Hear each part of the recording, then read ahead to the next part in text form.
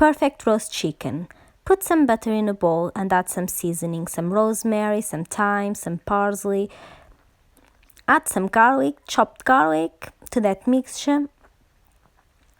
In a bed of vegetables at your choice, place the chicken. Make some cuts through the chicken to the breast and to the legs.